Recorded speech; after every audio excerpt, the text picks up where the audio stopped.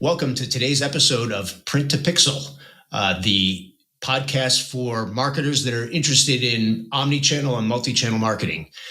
Today, I'm joined by my co-host, Ryan Staley, and our special guest, Kimberly McKinley. Kimberly is the Chief Marketing Officer of Utopia Fiber, based in the Salt Lake City Valley area, serves a large section of the state of Utah, and is really a super interesting business that is trying to enable communities to wire fiber to the home and fiber to the business. It's a huge growth area of our economy, super important for all of us to be able to access broadband. And Kimberly is leading the charge in the state of Utah. So welcome, Kimberly. Thank you for having me, Dennis and Ryan. This is, I'm excited. I probably am more passionate about this than most things, and I'm passionate about most things in my life. Love it. That's awesome. Kimberly, why don't you give us just an overview, 2-3 minutes. Who's Kimberly McKinley, and what are some of the many things that you're passionate about? My name is Kim. I grew up in North Carolina, and through some kind of weird situation, I ended up in Utah 14 years ago. But I am a girl who was raised very simply with an entrepreneurial father who kind of gave me the ways of customer experience and doing the right thing. So probably in my early 20s, I started getting in the sales and marketing realm. And when I got to Utah, I found this job as a marketing manager for this little fiber company. And I started in 2010, and I had no idea anything about it. I don't know. I think if I had known, maybe I wouldn't have done it. But it's been a great experience for me because actually today, we're going to hit 65,000 customers. And when I started at Utopia back in 2010, we were less than 10,000. So to see that growth and the trajectory has been phenomenal. And to be part of it, I think it has given me a lot of experience that I would have never gotten elsewhere. Well, that's amazing growth. 6.5 times growth over a 14-year period is pretty incredible. And I think with all the investment in fiber optic cabling to the home, to the business going on in the country right now, I think that our audience can learn a tremendous amount from what you've learned over time. So super psyched to have you share some of that with us. Absolutely. This is a space. I remember when I started marketing in this space and I started attending conferences and whatnot, I was the only marketer in the room. And now you're seeing more and more marketing companies come out because people back even in the days and even today, they don't understand the value of marketing. They think this is a construction project, and it's much more than that. And I think it's the marketing aspect of fiber deployment is going to be very pivotal in the next few years. I think it's going to be one of the biggest aspects of getting this country connected. I love it. What are some of the biggest challenges that you see, as a fiber marketer? What are the things that make you go, you feel those pain points when you see fiber marketing? Okay, Dennis, let's just talk. Let's just start here. First of all, fiber marketing, the sexiest type of marketing on the planet, right? Just similar to clothing brands and whatnot. But seriously, marketing in this space is very nuanced. It is not a product marketing play, and I think that's where people get very lost. This is a service marketing play because you're not just going for that customer acquisition today. You're wanting this customer for the next 10 years for your project to pencil. So you have to go in for more of a consumer, a relationship play. But what I hate, we only have a short amount of time, so don't want to go in too deep. But I hate the unrealistic marketing that you see from some of the big incumbents. It's these happy families watching the Super Bowl together with their bowl of popcorn, or they're sitting behind the 15 people behind an iPad in this very happy home. That's not realistic. And I also hate when people really only market on speed. this is not about a speed conversation all the time. You have to play into that, but you don't have to play into it so much. I have no idea where broadband marketing stopped in the 1950s of the Pollyanna home life, and all else, like all other aspects of marketing, it's gotten kind of like a little more raw and gritty. You just haven't seen that in the broadband space yet. So I like that aspect, and that's where I dive into it. But you're not seeing that from the big players yet. Well, it's interesting, and I think not everybody's aware of what is happening around the country in terms of the explosion of smaller players jumping into fiber to the home, fiber to the business. But for those who are unaware, it is unbelievable what is happening, and there's been a lot of stimulus from various levels of government. And what's interesting about what you're saying is that there are these big incumbents, particularly in large urban areas. Some of the rural areas, it's like greenfield, and these are the first real broadband access points that are happening. But in more established urban areas like Salt Lake City and many others in the country, there are some big incumbents that are established there. And so, how do you see a company like Utopia, which is a different kind of company, right? Like, how can you compete? Like, and what's your message to other fiber marketers out there that, are finding themselves in the same boat where they're competing against, companies that have been in place forever with large entrenched, regulatory and lobbying groups and everything like that? You're always going to be fighting the battle. I think that in this day and age, people just want to be seen. They want to be seen that when they're spending their money, that they know the person or whatnot. So I think it's a multifaceted marketing play. I always say that a lot, like my marketing team downstairs, I'm like, if you ever bring me an ad where I can't tell the difference between my ad and a big incumbent, that's a problem. Because first of all, I'm spending money and I'm not getting any benefit out of it. So you'll see a lot of like marketing come from us of being funny in realistic ways. I was like, before this call, I was just telling you guys that we do marketing of like almost mocking the funny things that we all buy on Amazon at like 11 p.m. when you have nothing better to do. I found last night, I bought a yoga roller a few years ago in my closet that clearly I have never used from Amazon. And those are the realistic when you market in that aspect, because you're hitting the people and they can relate and then they'll remember your name. But also it comes into this whole ecosystem. This is not just about marketing or direct mail or digital or all the things. This is about an ecosystem of marketing. So customer service is under me too. And that downstairs, we don't have scripts when somebody calls in, and people criticize me all the time and going, you don't have scripts. And they said, why? And I said, because you stop listening to people if you have a script. I want you to do active listening. Yeah. Sorry. I didn't mean to jump in. I was excited about what you're talking about. Yeah. I'm all there, Kim. So what was like, here's the thing, like, you talk about ecosystem. And so let's drill down on that. Cause I think I love the concept of making it real, not like five people sitting around one single iPad eating their popcorn. Right. So like, how do you execute that across the ecosystem? And like with what you're talking about, people being seen, of offline, more classic print versus the digital, like how do you integrate that all together? And then like, what's the absolute coolest emotional response you've gotten from a customer from doing that? Can I just start with the first one first, and then I'll go back to the ecosystem? But the coolest emotional responses that I've gotten from some of our ads is that we've gotten people who've sent in baked goods to the office. Nice.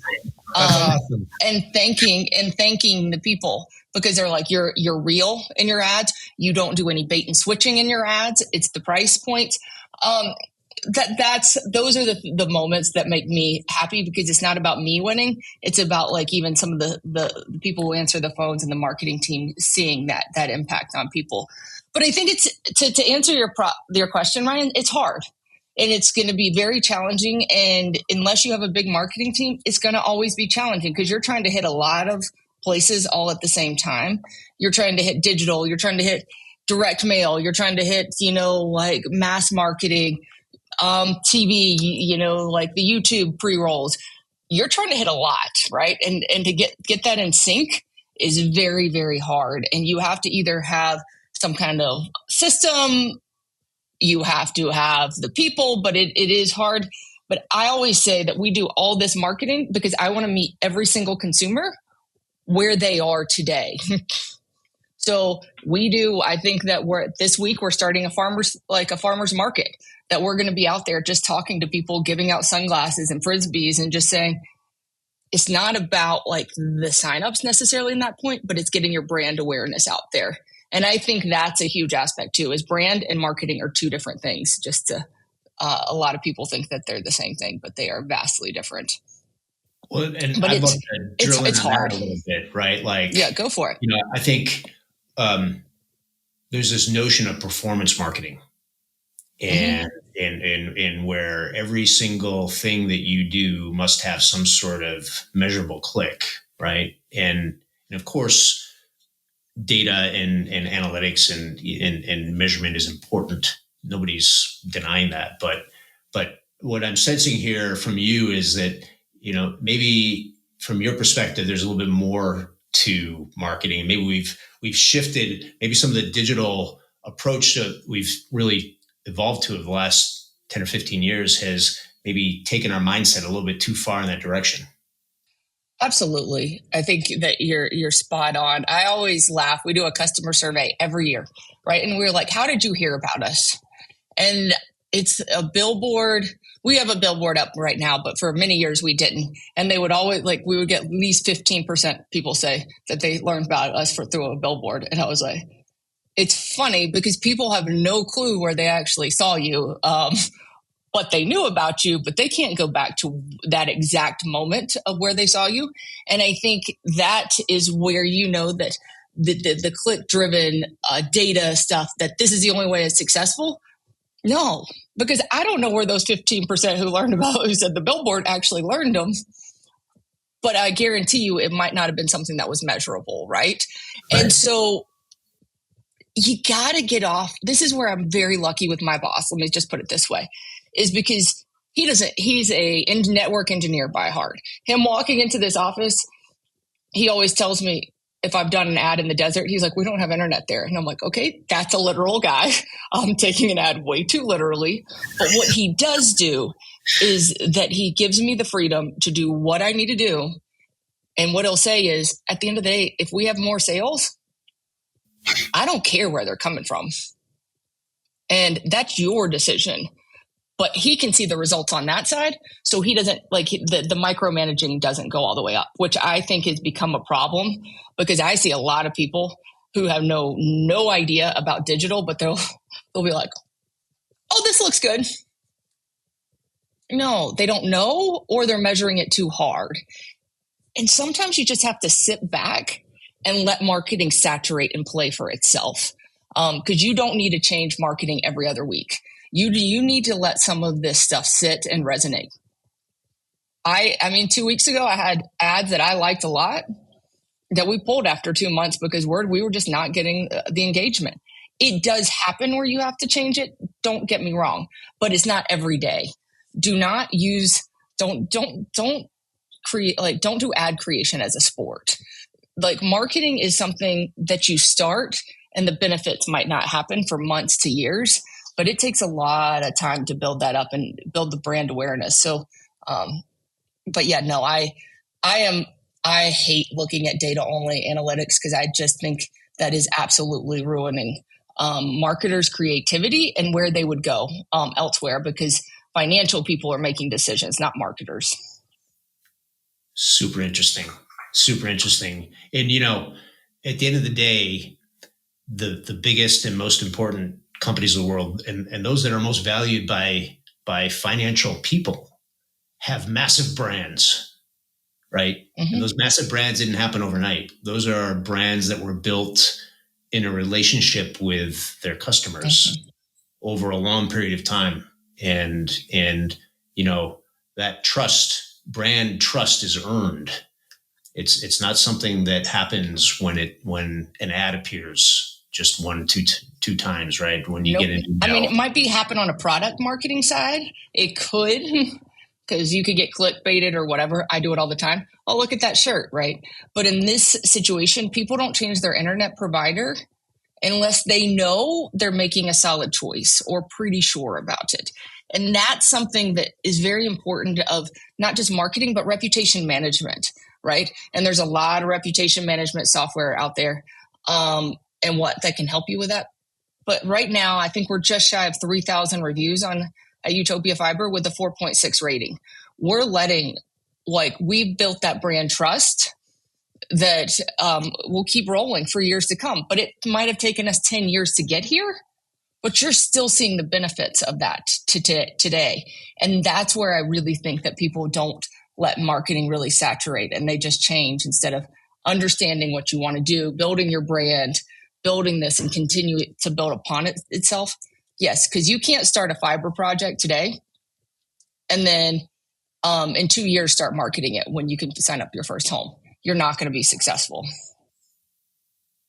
That's wisdom there, audience. That's 14 years of building a brand against massively funded incumbents that have lobbyists and have massive amounts of capital that is being deployed. We have $1 million anti-Utopia campaign in this market right now. Wow. I am not really marketing against it because you know who's marketing for us is our customers. So I go to these articles. We're just looking at the responses and we're like, why do we need to say anything when our customers are speaking for us? And that's building a brand and delivering on your brand promise and marketing to them and making sure that you continually see them through the years and not forget about them. Like, oh, we like the new customers more than we like the old customers. No, we like all of you. I mean, I had a conversation with a customer for an hour the other day who had been a customer for 14 years. And that's what we take seriously at Utopia. This is not like I'm on the way home at 6 p.m. and I'm talking to this customer. But those are little small touch points in marketing that make a huge difference down the road. That's great. So let's take that and shift just a little bit. So, we've been talking a lot about how that brand trust, that relationship with the customer is so important. How do you leverage technology to reach these folks in a way that is human and in a way that can begin that conversation and build a relationship over time? I think how do we use technology? I mean, you're using technology in every aspect. You're using technology from, digital ads campaigns. One thing that we do that's really interesting on a technology front is that we have some of these welcome stands in some of our city offices. We're a government-owned agency. I don't think I mentioned that at the beginning. But we have these and they're interactive TVs, so people can watch about the brand story on it. They can sign up there. They can look at the reviews and see videos on it. You have to use technology in every way that you can that makes sense for your community, right? Don't do, YouTube pre-rolls or don't do Hulu ads if you don't have a market in your community for that. You have to know what your community is. I live in Utah. Utah has a very young demographic here that is highly educated. So we can do some more of those tech angles where in other communities, it just doesn't make sense. And traditional TV would still make sense. So you have to use technology very strategically on how you place it because it can be used where you're wasting money if you don't research it correctly, or it could be a huge benefit. But I will say this is that you have to understand the people and what are the motives behind this and why you're doing it. So people can buy in and people want trust too. Technology and trust, Dennis. Well, and sometimes they're diametrically opposed, right? Like I think that a lot of things that happen in the tech world have eroded trust. And so, I think skillfully using it to build your relationship and build that trust is It's not an easy thing. It's transparency. People in the telecom industry have been used to being lied to. So they're used to people saying that you're going to be down for 2 hours and then you're down for 15, right? They're used to people just saying, well, you need us. And this is one thing that we started years ago. And we announce all of our outages on Twitter. We're very transparent with them. We had this massive outage once. And it was in fiber cuts. It basically took it down 500 customers. And it was going to be a long time to restore it. And the reason why we lost 500 customers is because somebody had a truck that caught fire in their backyard and it burnt all the fiber of this mainline connection. And I said to my social media team at the time, post the truck on social media and say, we are working as hard as we can, but this is a situation. When we were transparent of what had happened, the responses is everybody was like, thank you. We know you're doing the best job you can.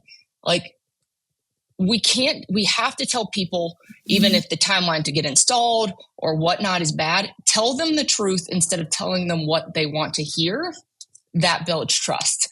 Because this is another story. Back in the day when we were finishing out some of our original cities, I put a timeline on our website that said it could be 5 years before your house is connected. And believe me, that I had sweat rolling down my cheeks when that post came out, because you thought that you were going to get backlash. What you got were people saying, thank you for being honest. Right. It sucks, but thank you for being honest. Having hard conversations actually builds trust. So yes, it's transparency. It's building that trust. It's going and, being in front of the consumers on all platforms. It's a lot of things that really get you to be a successful broadband network. Very cool. You mentioned something about your audience. I think Ryan wanted to say something. I don't know. I just saw you point, Ryan. That was actually an itch, so I'm good. Dennis, keep rolling. I had an itch on my eyes, but I appreciate you being so aware of me and just with your customers that you thought I was doing something, so you called me out. So thank you for that, Kim. I appreciate it. Well, I'm sorry for being that person. No, it's all good. Good. Go ahead, Dennis, man. I didn't mean to interrupt. No. I was struck by something you said, Kimberly, about your audience in Utah being really young. Mm-hmm. And at the same time, you are using direct mail and you're using billboards. Mm-hmm. You're using a lot of traditional marketing channels. Mm-hmm. And, I think a lot of folks may say, well, what is Kim doing? Like, why is she spending on these offline channels when she's got this young audience? Help us, because it works, step back and think about that strategy a little bit. First of all, it just works. I think that I'm never going to spend my whole marketing budget on a mass marketing campaign in the billboard. I'm never going to do that, right? But if I have the budget, I absolutely will. Like, I laughed because as marketers, we don't think that we do traditional channels, and sometimes we say they don't work. Well, there was that stupid sign on the side of the road on a billboard today that said, it's been 0 days since somebody hasn't seen this billboard, but it caught my eye that I saw it still. So you clearly know that these billboards still work. And then I remembered it when I got into the office is another thing. These channels work because direct mail, most likely, if this is done from like a traditional American family, the mail gets picked up and put on the counter. How long does it sit there? Maybe days, maybe 2 hours. You don't know, but even having that brand awareness where it's just spread out where you see it is causing people to recognize who you are, right? It works. You can put a number on it. You can put a QR code on it to track it. That doesn't mean that that's where all of it's, that's where the sale really initiated from. How many touch points does it take before a customer makes that purchase decision? Heck if I know, because I want to hit them like 8,000 times, right? I can't measure that. Like you could probably measure it, but I don't really trust those measurements. So yeah, like those avenues absolutely work. Like I'll keep going back to it. It's an ecosystem. The direct mail on top of the digital, on top of the Facebook, on top of whatever snarky comments my social media team makes on Twitter. It's all of these things that are building the personality and building the brand, which builds trust. It builds conversations that are starting. Here in Utah, something that we leverage a lot is that people here know their neighbors pretty well. I'm an East Coaster. I was a little surprised by that when I first moved here. So you build on referral campaigns. We do a lot of referral campaigns for that reason, which people will say don't work too. Know your market, but traditional marketing isn't out. I actually think that digital is a vital part, but I think that people have been overserved for a long time, that people are getting a little digital fatigue right now. Well, we've named our podcast Print to Pixel, right? And with that fundamental belief that the two need to work together to absolutely solve problems and to reach folks. So absolutely. Wrapping up, Kim, is there anything else you'd like our audience to know about you? Maybe some unusual tidbits of knowledge. I'm a great dancer. That's number one statement that we just need to make. If you don't believe me, you should go to my LinkedIn, because I actually posted a video of me dancing. It's really not great. To be honest, I'm just I live and breathe broadband right now. I think it's something that I'm a diehard to, but on my side time, I do a lot of Pilates and yoga and try to zen my brain out before I get back into the broadband game every day. But my last piece of marketing advice is don't just be you. Be you and don't copy anybody else, because if you're authentic to yourself and authentic to your brand, that will make all the difference in your return on investment. I love it. Ryan, any other questions for Kim? Well, just where people can find you, where can they learn more about you and Utopia? I think that's probably the key wrap up. Well, you could come visit me in Utah, but if you don't want to visit me in Utah, you can go to my LinkedIn, Kimberly McKinley, searching there. I'm sitting in the white chair. I don't think I have my link on it. And if you want to learn more about Utopia, go to utopiafiber.com. We're actually launching a new website soon, so we're excited about that in the next couple of weeks.